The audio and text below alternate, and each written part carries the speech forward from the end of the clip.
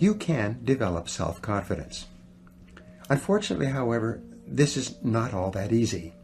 Most people have limited self-confidence, and many people have no self-confidence at all. Human beings tend to be plagued with doubt about their own abilities and fears about every imaginable thing, especially the unknown. The psychologist Abraham Maslow said that the story of the human race is the story of men and women selling themselves short. The great majority of people tend to compare themselves unfavorably with others. They dwell on their own weaknesses and limitations, and they eventually settle for far less than they're really capable of. Instead of enjoying high levels of self-esteem, self-respect, and personal pride, the average person just gets by from day to day. If self-confidence and the self-esteem that goes with it is so desirable, why is it that so few people have enough self-confidence to live the lives that are possible for them? There are 1,000 reasons, but perhaps the most wonderful discovery about self-confidence is that it is a mental quality that can be learned with practice. And because it is learnable, self-confidence can be developed and built up systematically and progressively over time by following the instructions in this program. The good news is that everyone has a certain amount of self-confidence, more in some areas and less in others. And by working from that base, it's possible for you to build yourself up to the point where you are completely confident in any area that is important to you. Perhaps the most important of all the laws that govern our lives was put forth by Aristotle in about 350 BC. He called it the principle of causality, and proclaimed for the first time that we live in a universe governed by order, and that there is a reason for everything that happens. We call this the law of cause and effect, and it's often referred to as the iron law of human destiny. The law of cause and effect can imprison us in a cell of our own making, or it can liberate us by giving us complete freedom, depending upon how we use it. The law itself, like the law of gravity, is neutral. This law of cause and effect, which is both a physical and mental law, says that for every effect in our lives, there is a specific cause or causes. If there's an effect in our life that we want more of, like more money or greater success, we can trace it back to the cause, and by repeating the cause, we can enjoy more of the effects. If we're in sales or business, and we have successes, we can trace those successes back to the specific things that we did to achieve them, and by repeating those causes, we can enjoy the same effects again. This law also says that if there's an effect in our lives that we don't want, whether it be overweight or insufficient funds or problems with people or negative business conditions, we can trace that effect back to the causes, and by removing or changing the causes, we can achieve different effects or results. This law of cause and effect is so simple and obvious that no one seriously questions it. We live in a world and in a universe governed by law, not by chance. Everything happens for a reason. Neither success nor failure is an accident. They have specific causes, and when we repeat the causes, we get the same effects, no matter who we are. This is just the way the world works. The world is full of people who are not happy with their results, and yet they continue to do the same things, think the same thoughts, say the same things, and take the same actions every day, and they're amazed that they continue to get the same negative effects. Einstein's definition of insanity was continuing to do the same things and expecting to get different results. However, this is simply not possible. The law of cause and effect applies with equal validity to our levels of self-confidence. All around us, and throughout human history, there are and have been men and women with exceptionally high levels of self-confidence who have gone on to achieve extraordinary things. In studying the lives and stories of these people, we find that some of them started out with high levels of self-confidence, which they learned from their parents in early childhood.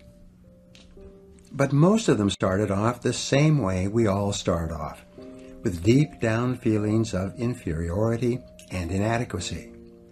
Because of destructive criticism, lack of love, and other mistakes that parents make with us in early childhood, we grow up with diminished feelings of self-esteem, low self-confidence, and sometimes a feeling that I'm not good enough in comparison with others. With low self-confidence, many people today work extremely hard on the outside to achieve success, but when they do, deep down inside they feel like imposters. This so-called fear of success is really a feeling of unworthiness that we can't seem to get rid of no matter how much we achieve. Many successful men and women are repeating the line to the song, "Is this all there is?" when looking around them at their homes and cars. What people want more than anything else is just to feel really good about themselves. We want to be happy and positive and have a sense of well-being. Above all, what we really want is peace of mind. And you can only enjoy peace of mind when you feel confident in your ability to deal effectively with the requirements of life, with your family, your friends, your work, your customers, your social activities, and all the other things that you are involved in. The law of cause and effect tells us that if we want to enjoy the effect of high self-confidence, we need only engage in the causes of high self-confidence. If we can find out what it is that other highly self-confident men and women think and say and do, and then do the same, we will eventually get the same results. We will eventually feel the same way. We will eventually become unstoppable. It's often hard for people to believe that mental qualities can be developed, just as physical qualities can be developed. If this were a program on how to run a physical marathon, and I was offering to train you day by day over the next 6 months to run a marathon, you would come to realize that even a non-runner can go from being physically unfit to running a marathon of 26.4 miles in 6 months of disciplined training. Today, there are even men and women in their 50s and 60s who are running marathons for the first time with this kind of training. What this program will do for you is to put you through a mental marathon. This marathon will not be as arduous or painful physically as a physical marathon, but it will still require a tremendous amount of work. And the amount of work that you put in will exactly determine the results that you get out. If you follow these proven and practical principles, drawn from the lives and behaviors of the most successful men and women alive today, and all of which are scientifically validated by extensive research and experience, you can develop the self-confidence that you desire so that you can achieve anything you really want. Successful people come in all shapes and sizes and in widely varying degrees of intelligence, background, and so on. But they all have one thing in common. They expect more good out of life than bad. They expect to succeed more than they fail. If you want something worthwhile, take the attitude that there are a lot more reasons why you can have it than there are that you cannot, and set out to earn it. Go after it, work at it, ask for it, and 9 times out of 10, you'll get it. Our environment is really a mirror of our mental attitude. If we don't like our environment, we have to change our attitude first. Now, the world plays no favorites. It's impersonal. It doesn't care whether we change or not. Adopting a good, healthy attitude toward life doesn't affect the world and the people in it nearly as much as it affects us. It would be impossible to even estimate the number of jobs which have been lost, the number of promotions missed, the number of sales not made, the number of marriages ruined by poor attitudes. But you can number in the millions the jobs which are held but hated, the marriages which are tolerated but unhappy, all because of people who are waiting for the world and others to change toward them, instead of being big enough and wise enough to at least make a test which will prove beyond any shadow of a doubt where most or at least a big part of the trouble lies. Studies made of the lives of literally thousands of successful people have shown that they radiate confidence, assurance, they expect success, and they get success.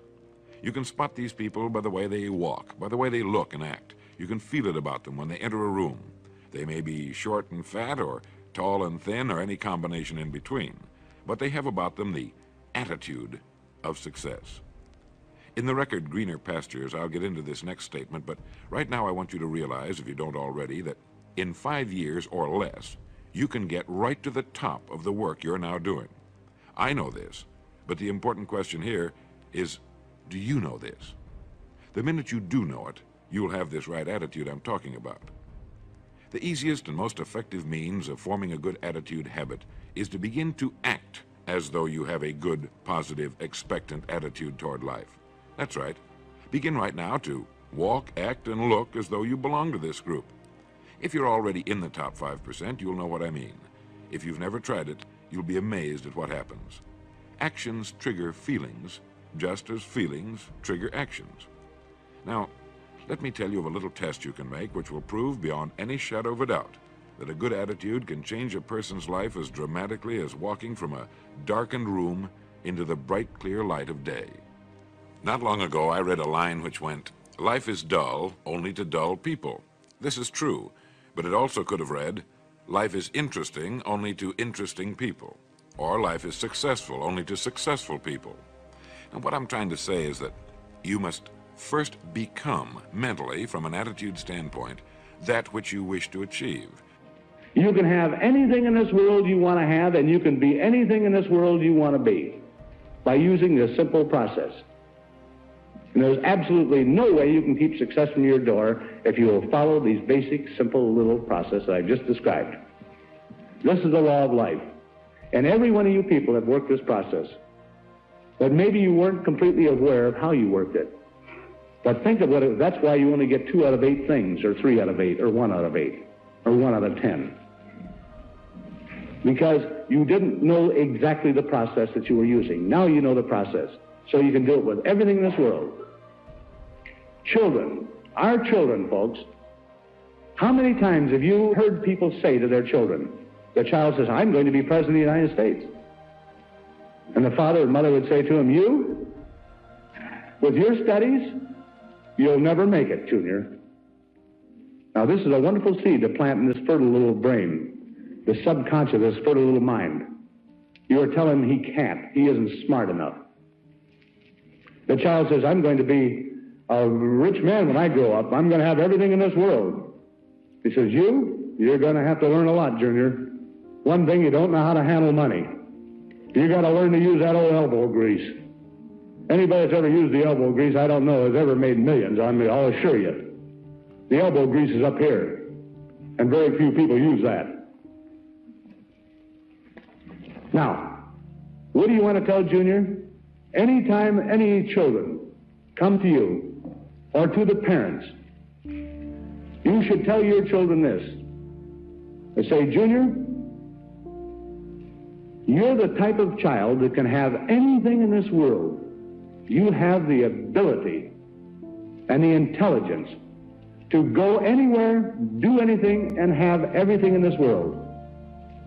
It is yours because you're that type of a child." Start planting these seeds in our children. This country today is teaching too many children, what to think instead of how to think.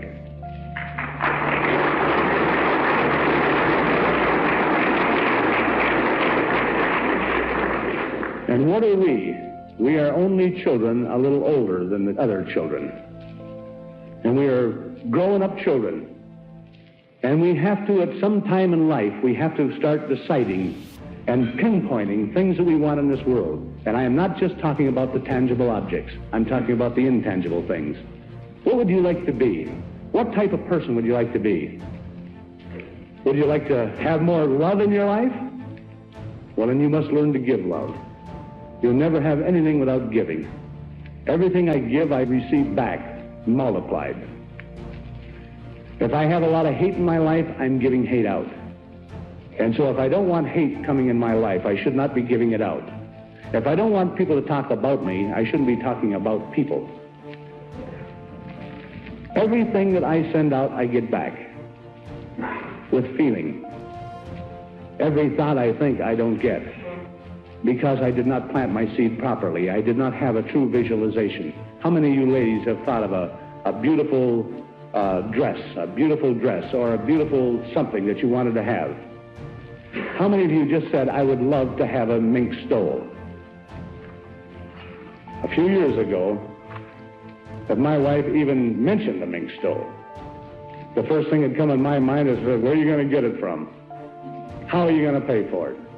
And I did not understand these things. When you just say a mink stole, you know what? I never was aware that there were so many mink stoles in the country. Every kind, at every price and color and designs and everything else. And if you don't even know the exact kind you want, how do you ever expect to have it? Huh? That's like somebody saying, you know the amazing thing? The average person in this room, and I'm only saying this, people, because we are the average people of the world. And I'm saying this, and I say average because I am talking to an intelligent group of people. I'm not talking to the people way down the ladder. I'm talking to a group of intelligent people. And I'm saying this, that you analyze this yourself and ask yourself this basic question. Do you know what you want in life? If I was to ask you right now, what do you really want? What are the tangible objects that you want in this world, the things that you can feel and touch and smell? What are these things that you want in life? And you know, folks, the amazing thing, I doubt if there's 2% of the people in this room could tell me and describe it and just like that come right out and say it.